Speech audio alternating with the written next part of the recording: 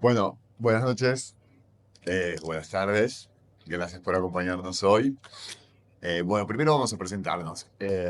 Me toca a mí presentar a Pablo Tesija, presidente de la Academia de Estudios Masónicos, gran investigador de la masonería, has publicado 3 o 4 libros, uno bellísimo sobre arte y masonería, otro que está allí que es el de los 300 años, ¿verdad? 300 años. 300 años. Eh, Pertenece también a una logia de investigación súper linda, que es esta, Naufragé, que publica esta revista, que es una revista de investigación, 365 ADN, algo así. ADN 407. O algo así, era 400 más. Bueno, no nos pongamos tampoco en detalles, No ADN. vamos a ser tan detallistas. Presidente de la Academia de Estudios Masónicos, un hombre culto, con el sentido del humor suficiente, como para recordarme el título de nuestra charla de hoy. Si alguien tiene la cortesía, si no, más o menos vamos a tratar de recordar que era básica. Bueno, me presento yo, me presentas vos como quieras. Bueno, me Dale. toca presentarlo a mi amigo Sebastián Esfriso, subsecretario de Cultura de la Gran Logia de la Argentina. El único que nos organiza bien la noche de los museos, es un genio para todo lo que sea difusión, cultura, arte, pictórico, escultórico, poesía, en fin. Y fue el organizador este año en La Boca de una exposición de arte absolutamente magnífica. Y como nota de color, le afanaron el celular ayer, así que si no pudo llamar a los amigos, le pido disculpas en su nombre. Y la idea de hoy es hacer un conversatorio, una charla dinámica sobre si existe o no una cultura masónica, Ahora. si existe o no una filosofía masónica, Ujú. y si la masonería es una sociedad secreta o no. Y por supuesto, lo que a ustedes se les ocurra preguntar cuando quieran preguntar. O sea, cualquier cosa indiscreta que quieran saber, nos pregunten y nosotros contestaremos de la mejor manera posible. Ah, qué placer que hayas usado la palabra indiscreto. Yo voy a arrancar por ahí si se puede. Pero, Eh, seguramente. Durante mucho se repite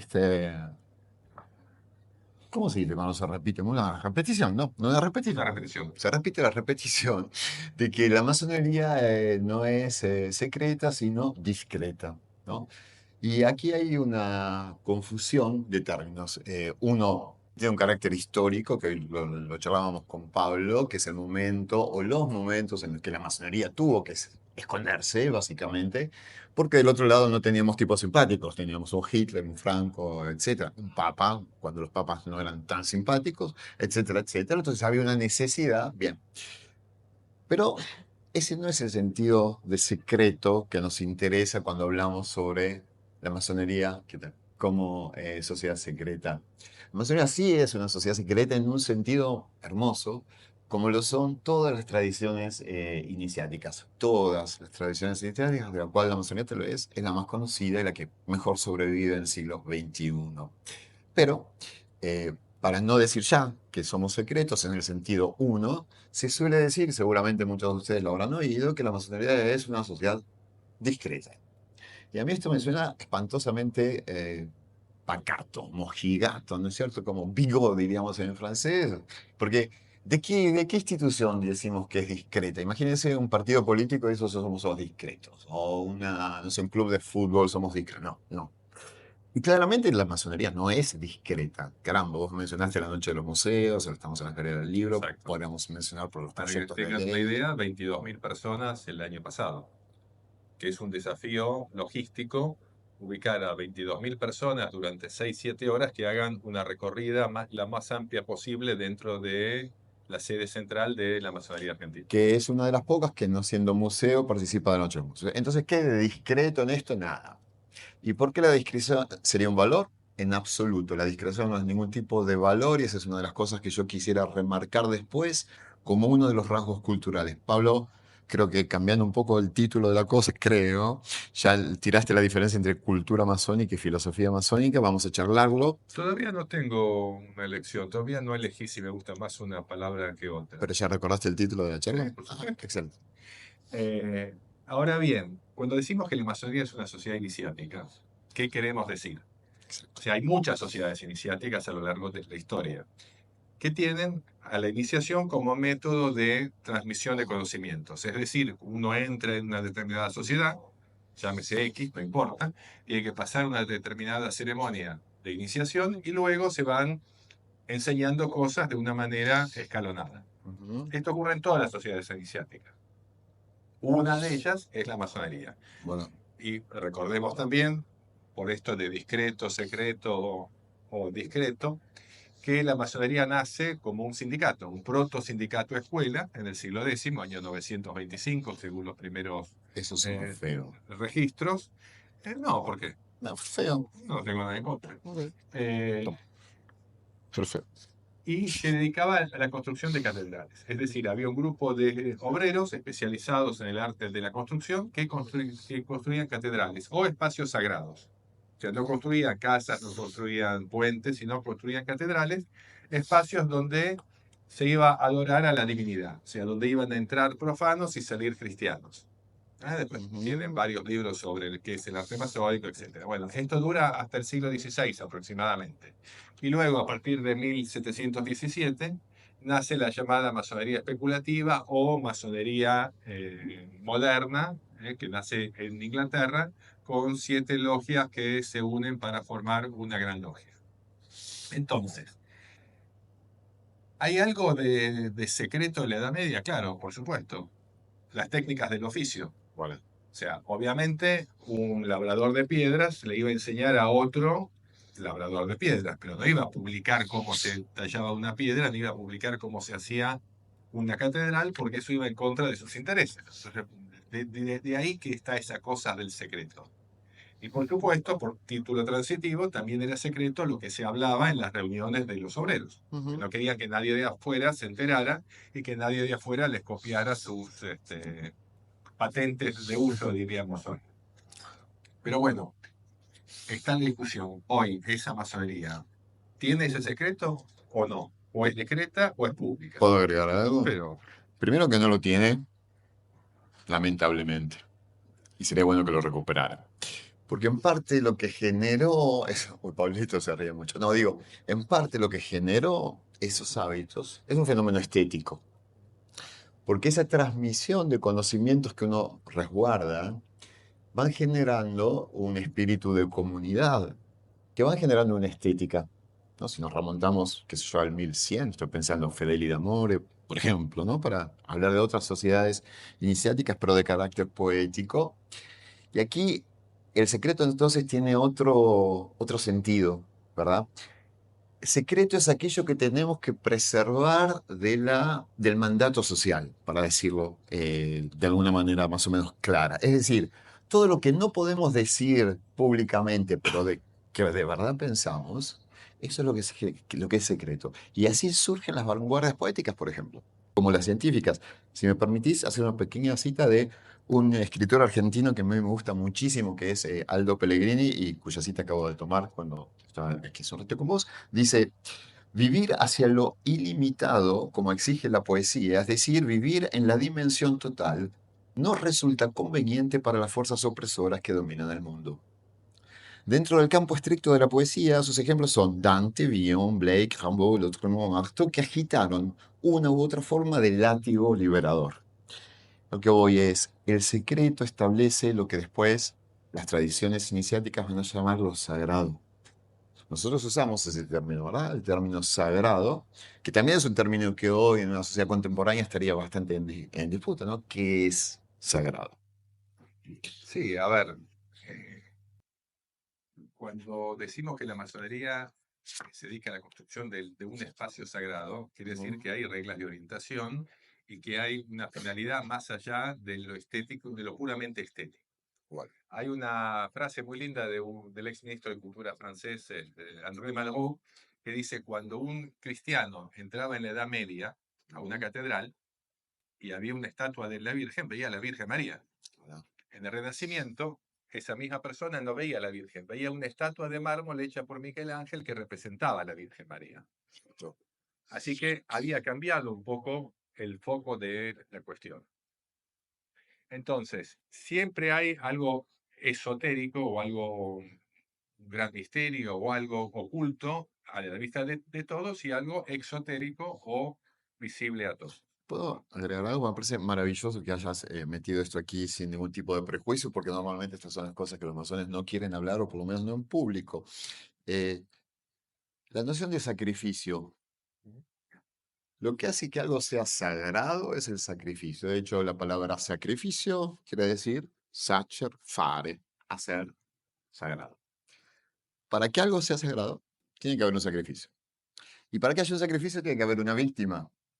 Pues si yo agarro una persona y la mato, y toda la historia occidental, y no solo está plagada de historias de sacrificios, ¿verdad? Es un asesinato. Pero si no la mato, no se transforma en sagrada porque no es víctima. Es decir, yo necesito del acto violento de, para volver sagrada una cosa. ¿Y qué pasa? Pasa que la sociedad contemporánea, digo contemporánea, moderno, contemporánea, se va alejando del estado de lo maravilloso. Es decir, se va alejando, de hecho, ¿qué vos decís? Allí donde antes se veía a la Virgen, ¿no? Después se ve a una representación, después se va a ver a un objeto de estudio, después se va a ver a un objeto que hay que profanar con, como estos, ¿cómo se llaman estos delirantes que le tiran pintura a las obras de arte porque son supuestamente Sí. ecologistas, ¿no? Bueno, estas cosas, ¿verdad?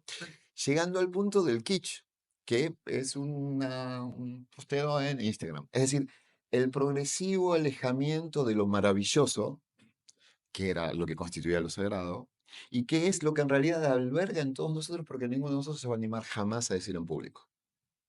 Sí, también otra característica que uno podría dar, si los masones de la Edad Media construían espacios sagrados, ¿qué es lo sagrado hoy? Ahora, Ujú. Bueno, uno puede decir lo sagrado es una sociedad en donde los masones intentan ser un eslabón o una piedra cada vez más pulida y cada vez mejor. Entonces, antes se construía un edificio religioso con una determinada finalidad y ahora se construye un edificio social. Eso podría ser, si se quiere, o para algunos autores, lo sagrado hoy en día desde el siglo XVIII hacia nuestros días. Pero creo que en todas las sociedades iniciáticas tenemos esta cuestión de lo sagrado. Lo que pasa que cuando uno lo traspola al arte es un poco difícil porque no todas las culturas son iguales. Recuerden que la masonería es un fenómeno netamente occidental. O sea, y si llega a Oriente o a otras latitudes, llega siempre de la mano de los europeos. Viene de una cultura judeocristiana imbuida de el hermetismo, la gnosis, la cábala, el sufismo, el gnosticismo, la alquimia, etcétera, etcétera, etcétera. Como se dijo en la charla anterior, incluso del siglo XIX de la teosofía. y el chimichurri. Bueno, eso no. ¿No? Pero eran lugares geniales para hablar de cualquier tema. ¿Ustedes se imaginan hace 300 años una reunión donde la gente hablara culturalmente de cualquier tema que era prohibido? Recordemos que prohibido era casi todo.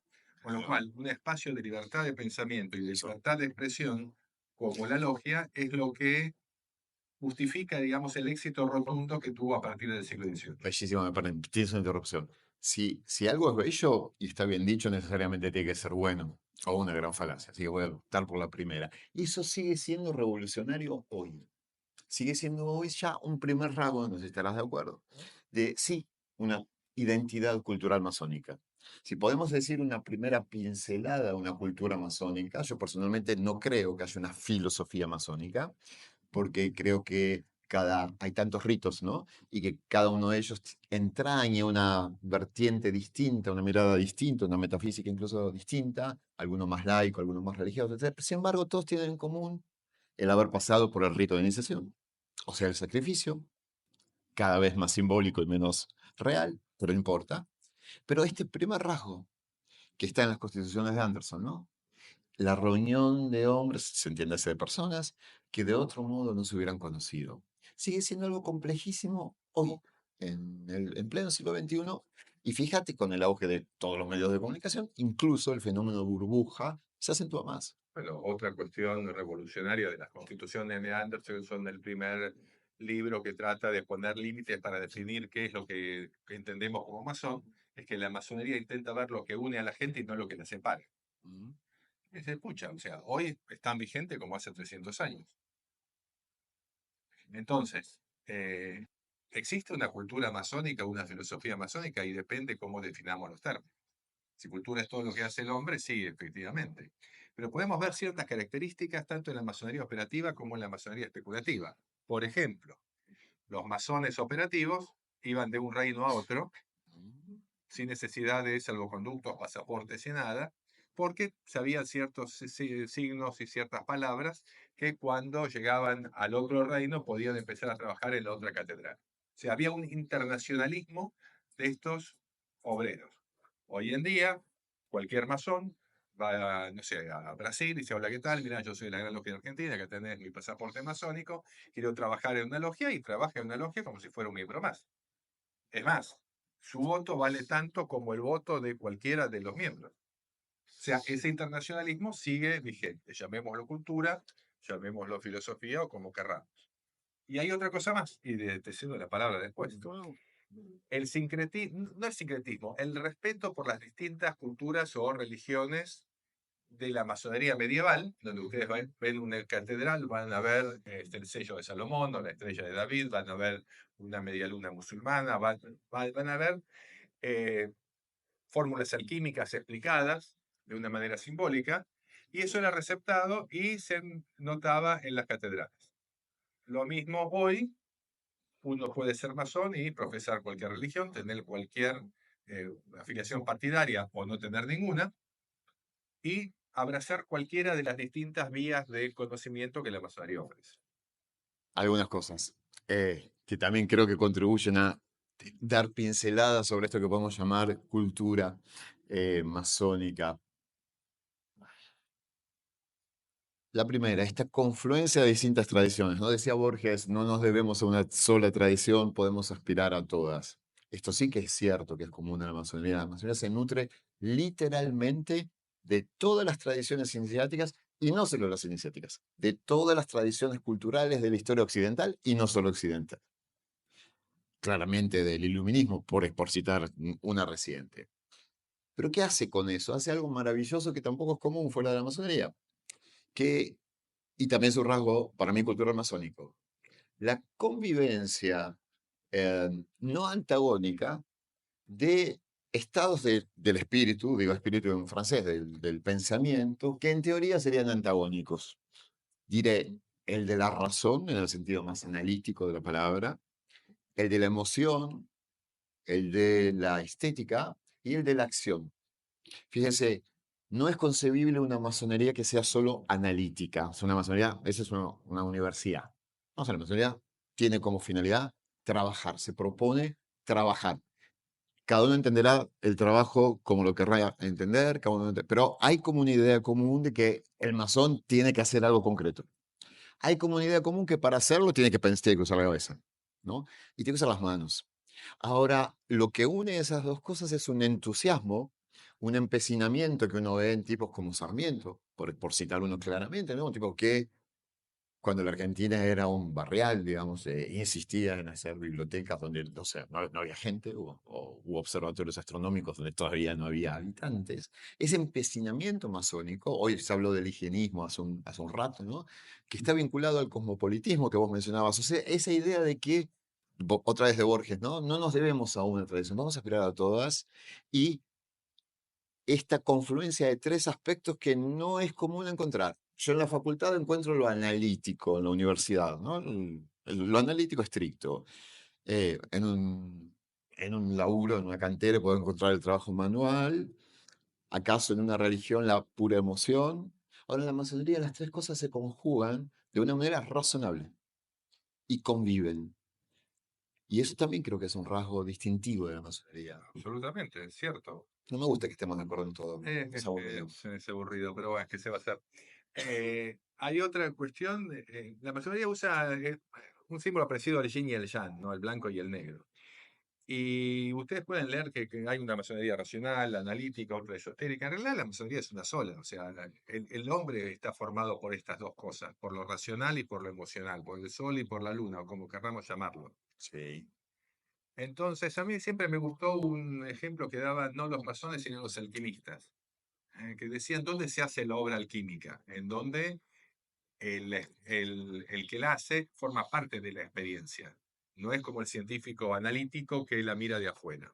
en Exacto. un laboratorio, porque todo en la vida es mitad labor y mitad oratorio, o sea, mitad racional y mitad espiritual, emocional o como querramos llamar. Y uno no puede separar esas dos cosas del hombre, porque el hombre son esas dos cosas juntas. ¿Ustedes se acuerdan del triángulo masónico? Bueno, muchos lo interpretan como en la base están los pares de opuestos, o sea, el mundo creado, el mundo que existe, y la divinidad está arriba. Pero el hombre nunca sale de esa dualidad. Siempre va a estar inmerso hasta el fin de los tiempos, hasta que se reintegre, si tomamos el Kybalión, otro libro muy famoso, en donde dice que cuando el fin de los mundos ocurra, bueno, va a haber una reintegración de todo el universo, el todo con mayúsculas, que es lo que algunos llaman, en la mayoría, el gran arquitecto, otros lo pueden llamar Dios, fuerza vital, Big Bang, o como querramos llamar. Pero creo que otro elemento que está también dentro de la masonería operativa y la masonería especulativa es esta cuestión de lo racional y lo emocional o lo espiritual. Y de vuelta hay una sobreimpresión, vamos, se termina imponiendo lo racional, el último siglo, digamos, para hacerlo breve, por una cuestión de miedo, para decirlo fácil.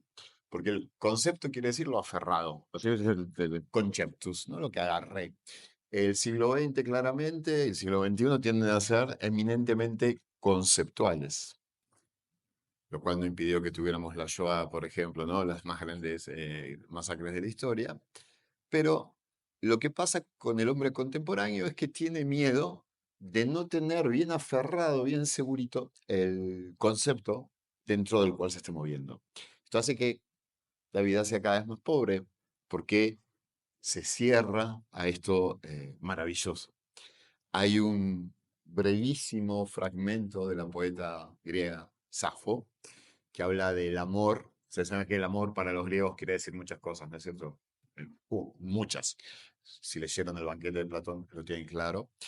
Hay una muy bella frase que dice, Eros gluki pikron. Lo tengo acá tatuada.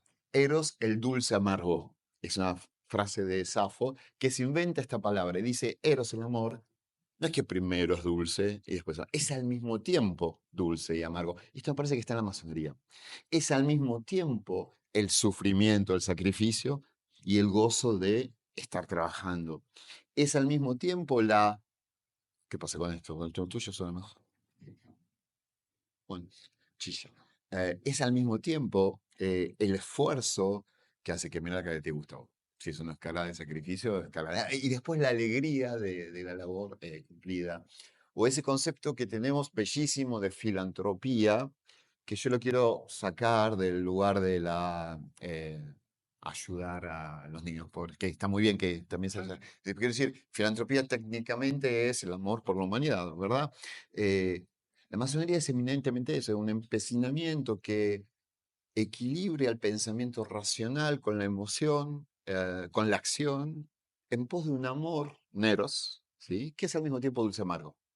Creo que el mensaje, digamos, filosófico, político, si quieren ponerlo así, Sí, por ahí. es el que las diferencias suman. ¿Verdad?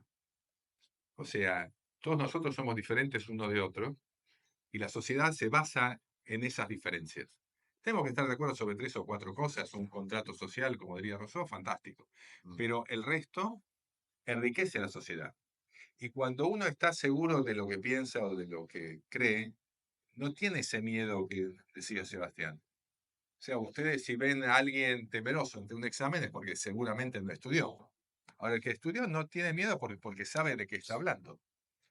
Entonces, muchas veces el miedo a la libertad de expresión, y en la historia, digamos, del siglo XX se nota mucho, es la inseguridad del propio gobernante que no soporta que alguien cuestione su orden, que no tiene otro basamento que el poder mismo o la autoridad misma. Entonces, de ahí viene también que la masonería es perseguida por el franquismo, el nazismo, el estalinismo y cuanto fanatismo se les ocurra.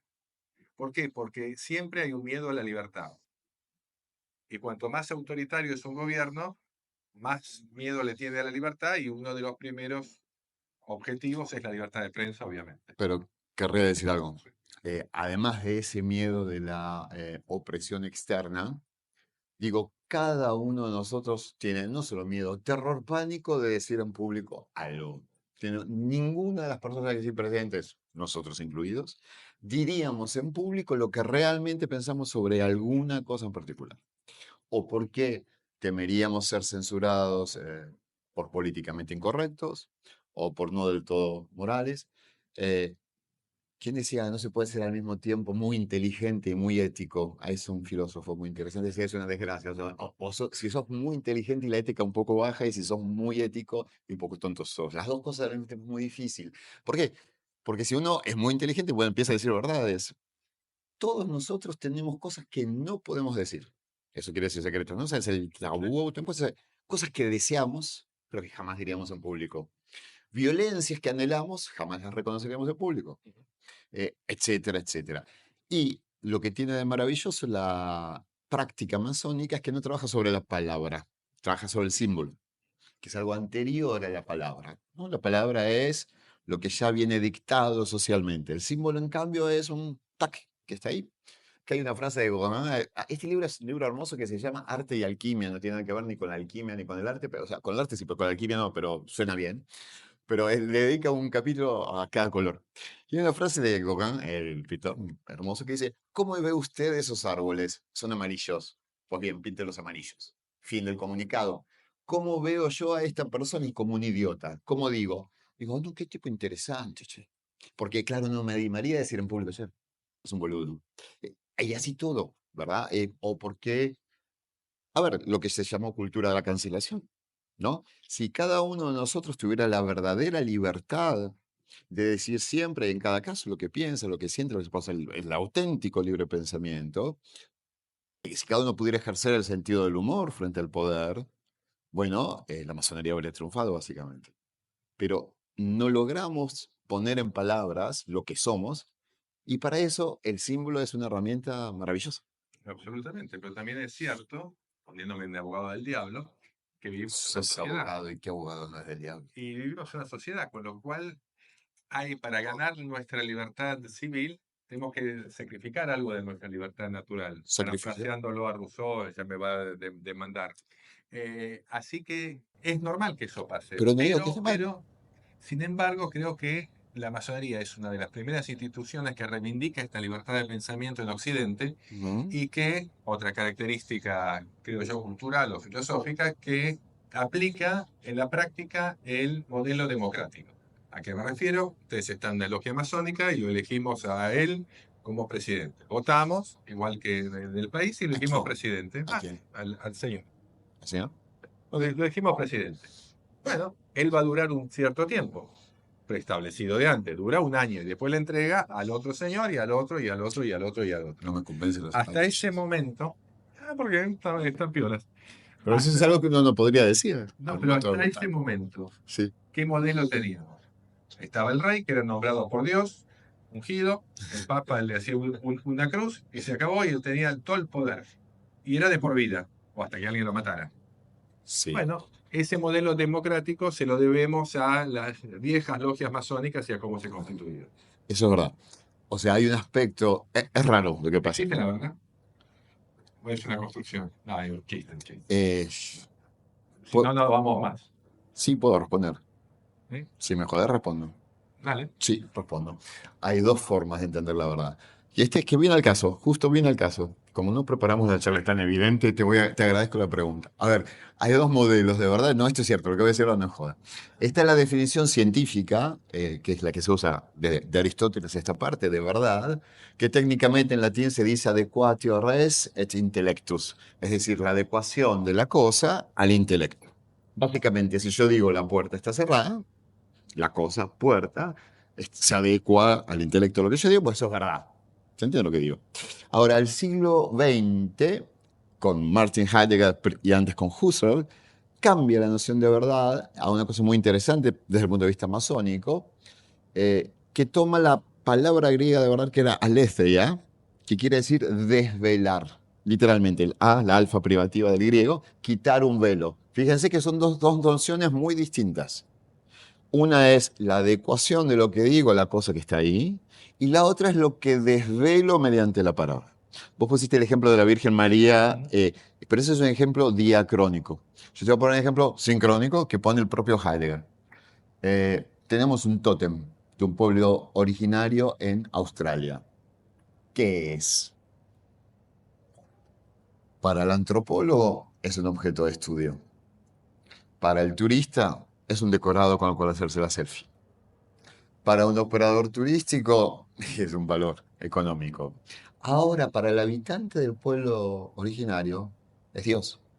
No la representación, vos sabés lo que es el totemismo, no es la representación, es como en la Sí. iglesia. No, no, es el Dios mismo. Entonces, ¿qué es una cosa? Y ahí Heidegger va a decir, nosotros sabemos que es una cosa recién cuando, por eso me interesa lo de la masonería, la tercera parte que es el trabajo, ¿no? Lo manual, cuando hacemos uso de ella. Yo tengo este objeto, esto creo que lo dije ayer no sé dónde, por allá. Tengo esto, está vacío, supongamos que yo no veo, y no sé qué es.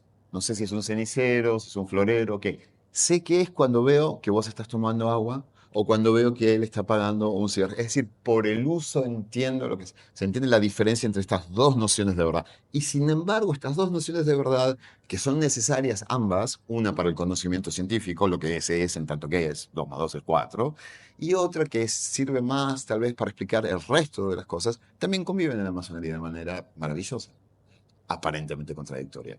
Pero no sé cómo llegamos hasta acá. Porque pregunté, ¿existe la verdad? ¿No Ah, existe la verdad? Y hasta las 4 de la mañana no entonces te puedo explicar. contesto por la Siempre y frase que dijiste, cuando, la siempre y verdad se cuando, dice de muchas maneras. siempre y cuando no vivamos en una simulación, También.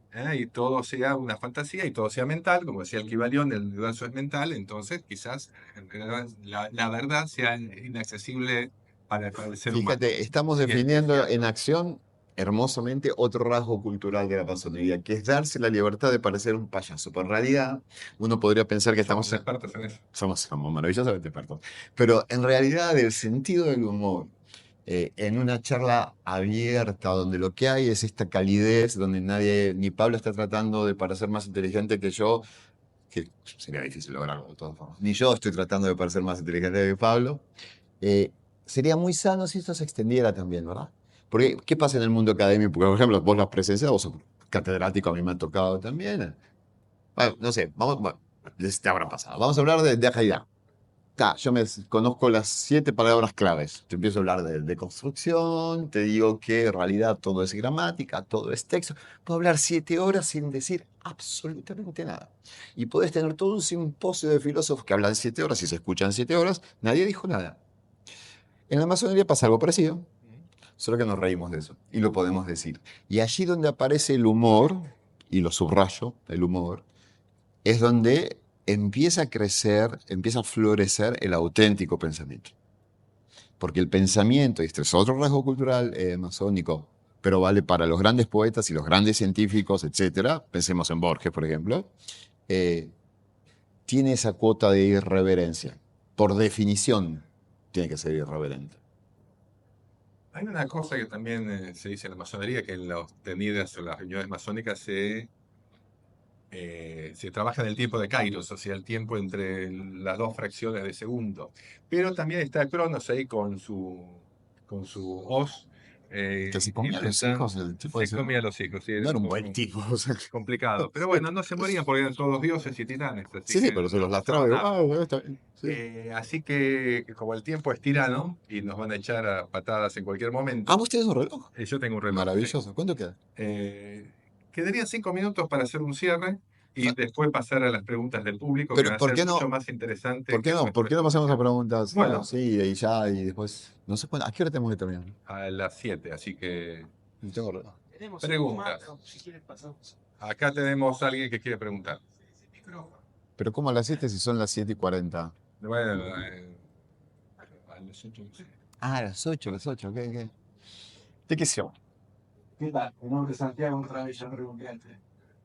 Hace un rato hablaron de cómo, digamos, el origen de la masonería, sobre los obreros que principalmente yo siempre escuché que trabajaron sobre catedrales y templos religiosos católicos. Pero yo siempre tuve la pregunta si en algún momento fueron hacia otras culturas, hacia otras religiones, hicieron sinagogas, hicieron templos en el norte de África en ese momento, o más del lado de Asia, ¿por qué siempre todos los registros son en Europa Central o en Europa antigua, digamos así? No sé si se expandieron hacia otra cultura. Bueno, hay una respuesta bastante sencilla. La mayoría de los países practicaban el catolicismo hasta la Reforma, hasta el siglo XVI, por lo cual era lógico o razonable que trabajaran para esa religión que era la única aceptada en la Europa cristiana de ese momento. También la masonería operativa estaba, digamos, muy relacionada con el gótico internacional, que se desarrolló tanto en Francia como en Alemania principalmente, y después pasó a otros países. Eh, no tengo idea si hay alguna sinagoga o templo islámico hecho por masones, creo que es una excelente pregunta. Lo que sí hay es elementos del Islam, elementos del judaísmo, elementos de la alquimia, como dijimos, dentro de las catedrales. Claro. O sea, se dice que en la Catedral de Notre Dame, por ejemplo, está la fórmula alquímica de cómo hacer la piedra filosofal, que hay que entender con los distintos bajorrelieves y los colores de los bajorrelieves, el negro, el blanco, el rojo, etcétera, y cómo se llegaba a obtener esa piedra filosofal o esa piedra artificial. Que otros dicen que fue la manera que construían las catedrales, que la piedra filosofal es la piedra artificial, la especie de betón antiguo. Es otro tema muy interesante.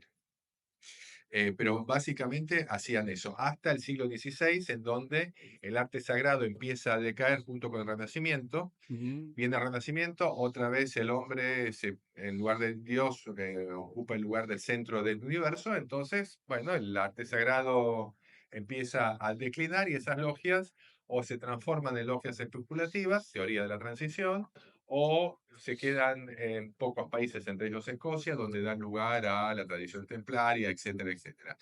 Y después hay 4 o 5 variantes de cómo nace esta masonería moderna. Si me permitís agregar una sola cosa, en realidad es al revés la cuestión, porque lo importante no es para quienes trabajaban esos masones operativos, sino en realidad qué corrientes, qué tradiciones confluían allí, ¿verdad? Si vas a Roma, está el Vaticano, o la iglesia de Santa María Maggiore, que está muy cerquita, bueno, donde enterraron ahora a este papa que no se quiso enterrar en el Vaticano.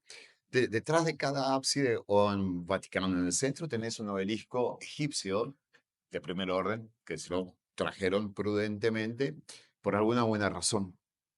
Así como Napoleón Bonaparte, claramente miembro de la masonería, cuando hace su expedición a Egipto, lleva una enorme cantidad de comitiva de científicos, casi tantos científicos, te diría, como soldados, y vuelve a Europa con esos famosos anales que inauguran, entre otras cosas, lo que hoy llamaríamos estudios orientales, el orientalismo.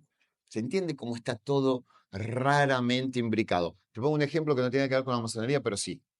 Si lees a Dante Alighieri, sí.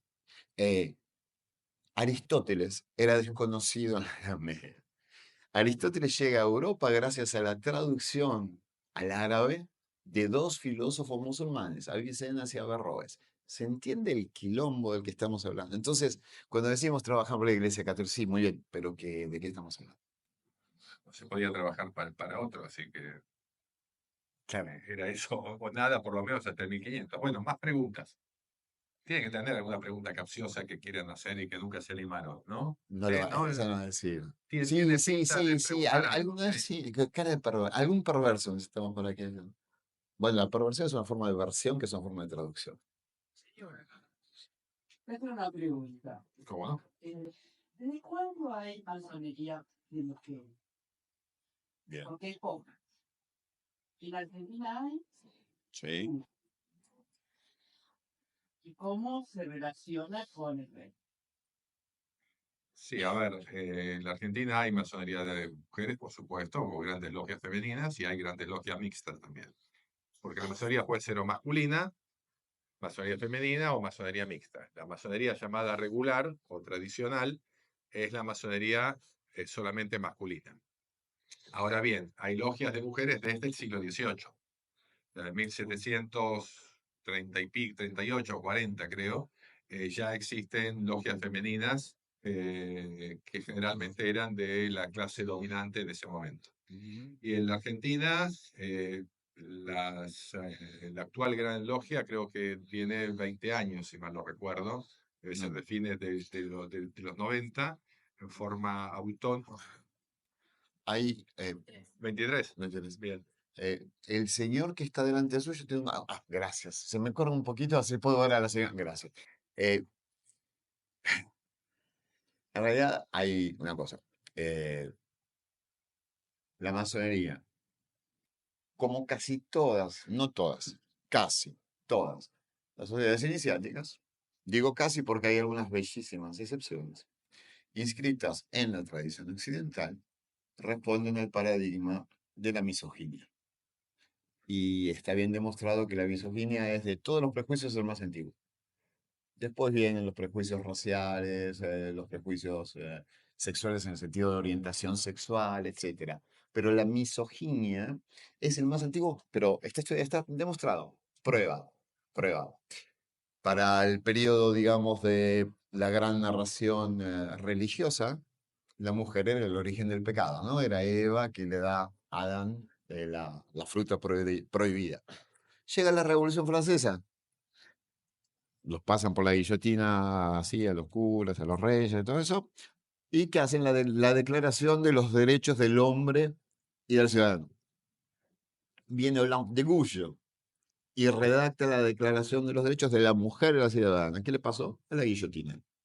Y allí donde la mujer en el mundo religioso era el origen del pecado, en el mundo supuestamente laico era el sexo débil. Nos entendemos. Bueno, y Perdón, una más. sí.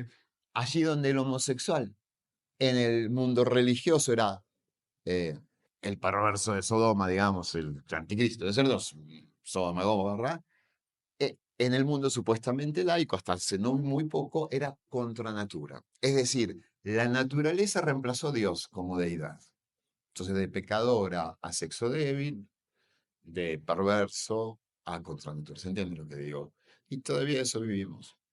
Ay, si nos ponemos a pensar, todos los que tenemos más de 50 años, hay que recordar que hasta 1967 la mujer era asimilable a un menor de edad. Entonces, Votó a partir de 1951-52. Con lo cual, en el periodo histórico que estamos analizando, era, digamos, comprensible que la masonería fuera en Europa solamente masculina, porque la mujer no tenía derechos, era, o bien estaba bajo la tutela del padre, del hermano o del marido. Lo que sí uno puede decir, bueno, pasaron 300 años, o sea, algo tiene que cambiar y creo que, bueno, de a sería poco, oportuno. sí, sería ahora. Sería pertinente. Pero de a poco el mundo va evolucionando. Sí. Solo una frase. Este es el tipo de las cosas que los masones jamás diríamos en público. Bueno, precisamente para abundar sobre esto, ¿cómo llegan ustedes en esta dualidad razón, sentimiento, espíritu, el ser libre pensadores, defensores de la libertad y no incluir a las mujeres, por ejemplo? ¿Cómo ustedes se atreven a ser masones y ponderarse desde ese lugar, precisamente excluyendo a más de la mitad de la humanidad? ¿Puedo empezar yo? La pregunta era cómo lo lleva uno, ¿no? ¿Cómo lo vivís? Sí, vos? claro, ¿Cómo te ¿cómo lo atreves vivo y cómo a me ser? atrevo? Lo vivo como el culo. ¿Cómo me atrevo? Porque creo que parte de ser masón es, como decíamos antes, ¿no? Permanecer en una situación de vanguardia, de constante desafío. Y es una batalla que hay que dar dentro de la masonería. Es decir, aquí tenemos un montón de hermanas presentes. La masonería masculina, femenina, etcétera, etcétera, es bellísima. Que exista la misoginia, que existe claramente, como existe la homofobia y otro tipo de cuestiones que, a ver, existió la prohibición para los negros hasta no hace mucho, ¿verdad? Entonces, estas son batallas que quienes creemos que la masonería tiene realmente una riqueza enorme a pesar de la estupidez humana momentánea, creemos que es una batalla que hay que dar. ¿Cómo nos atrevemos? Pues haciéndolo, claramente. ¿Cómo lo llevamos mal? Porque naturalmente es tipo de cosas que tiene repercusiones. Pero es siempre mejor decirlo y ya está. cualquier manera, desde un punto de vista institucional, la masonería argentina masculina, tradicional o regular, tiene buenas relaciones con la masonería, con la Gran Logia femenina. De hecho, en más de una oportunidad, el Gran Maestre, que es la autoridad que habla por la masonería, ha dado conferencias junto con la Gran Maestre, y todas las ceremonias, digamos, públicas de el homenaje a Sarmiento el 11 de septiembre, o San Martín el 17 de agosto, se hace con las dos grandes logias juntas. Lo mismo pasa en Chile, en Uruguay y en otros países, ¿no? Pero recuerden también que cuando hablamos de masonería, la masonería tiene la impronta de cada país en donde está. Entonces no va a ser lo mismo la masonería argentina, que es más progresista, que la masonería en Bolivia o en Perú, que es más conservadora. O sea, es un fenómeno complejo. Es como un cuadro. Usted va a decir, bueno, ¿qué representa este cuadro? Y como él decía, uno va a ver un libro, otro un cuadro, Sí. otro un objeto económico, otro un montón de papel para hacer un asado. O sea, cada uno ve lo que puede ver. Un segundo, quiero rescatar una pincelada positiva para terminar de responderte, porque hay un lado positivo de la cosa. Lo estoy pensando en voz alta, ¿eh? Contradicción conmigo mismo. También está bueno para los varones tener un espacio de sociabilidad específicamente que comparten con más. ¿Se entiende lo que digo? Y creo que también está bueno para las mujeres tenerlo. Es decir, si vos me preguntás cuál es mi postura, tendría que ser todas las modalidades posibles. ¿Me explico? Sí, pero terminé de pensar después de responderte, porque creo que también pasa que el varón carga con el estigma de tener que representar justamente lo que decíamos antes, ¿no? El mandato de determinadas cosas, ¿no? El macho alfa, el tipo fuerte, el que para la olla, etcétera, etcétera. Y no tiene muchos espacios de sociabilizar. Y a la mujer creo que le pasa lo mismo. Entonces, también hay un aspecto positivo en ese lado, ¿no? Más simbólico, si vos querés, y si es cierto que la situación es. Sí, aquí llegó el gran disciplinador. ¿Te querés sentar acá? Yo me escondo abajo de la... Ok. Estamos cerrando ya. Dale. Hay mucho de una pregunta más y cerramos, pero me interesa la pregunta de la señora. De hecho, suena desafiante y yo quiero también traerlos con ustedes a la cosa, porque me interesa, porque es un debate profundo que nos debemos. Y yo creo que los masones de su momento eran gente de su época, como lo somos nosotros también. Porque nosotros también nos van a juzgar dentro de 100 años. Entonces pongámonos en esa situación también. Muy probablemente esa persona dentro de 100 años en adelante va a decir, ¿cómo ustedes, cómo estaba Pablo y Efriso ahí y no había una mujer, por ejemplo? Claro. Y nos van a juzgar. Cada vez que nosotros vivamos día a día, pensemos en que vamos a ser juzgados. Porque claro, somos gente de nuestra época. Y lo que sucede también es que el futuro le corresponde a la generación actual. Ya no sé si nos corresponde a nosotros. Las decisiones de a quién más le corresponden, por ejemplo, a mis hijas. ¿Qué es eso? Y yo me voy a favor tuyo. Porque tengo 3 mujeres en casa y me siento muy orgulloso y muy querido por eso. Y soy el primero que abogo porque sean libres, con razón para que sean libres. Porque si hubo errores en el pasado, esta generación somos los encargados de repararlo. Porque entendemos otras cosas. Porque hemos evolucionado, por suerte, por lo menos lo creo así. Lo que hay que celebrar, en definitiva, no es tanto cómo me atrevo a decir cosas habiendo no aceptado en un pasado eso, porque lo cierto también es que hay otras instituciones que lo han hecho también. Instituciones, por ejemplo, instituciones religiosas, dogmáticas o políticas, que se han llenado la boca de un montón de cosas y las mujeres, ¿no? Eran un cero a la izquierda. Pero, por suerte, eso se ha reparado. El problema no es que se haya reparado, porque yo lo entiendo perfectamente. El problema es que no vayamos al otro extremo, porque el otro extremo sería tan grave y violento como el anterior. Entonces, como sociedad, ya no como masones, como sociedad es que tenemos un desafío. Y es equilibrar la balanza entre todos para encontrar una sociedad más justa. Ese es el gran desafío, si se quiere, altruista, por así decirlo, que tenemos que lograr como sociedad. Así que, es por mí, pero digamos... Bueno, una última pregunta entonces. Una última y Hay un grupito que llegó último, no me pregunten qué es la masonería porque lo acaban de contar. Pero Última pregunta. A la 1, a Ah. las 2. Mire que bajamos el martillo. y los invitamos al stand Al stand 317, donde van a poder Bien. ver, ojear todos los libros, ver videos y ¿Puedo decir una última cosa? hacer todas las preguntas que quieran sobre masonería. sacarse todas las dudas. ¿Me permiten decir una última cosa que va a hacer que se vendan muchísimos libros? Porque quiero completar la respuesta con una sola frase. Lo que yo amo de la masonería es que es una institución en la que lo escandaloso suena escandaloso. Y una institución que se declara librepensadora, fraterna, defensora del progreso, no puede convivir con semejante estupidez. Y eso es lo que me gusta de la masonería, que lo podamos plantear y desde allí vivir cada vez el desafío de la vanguardia. Gracias. Muchas gracias por tu presencia y los esperamos en el stand 317. Eso es un... Oh.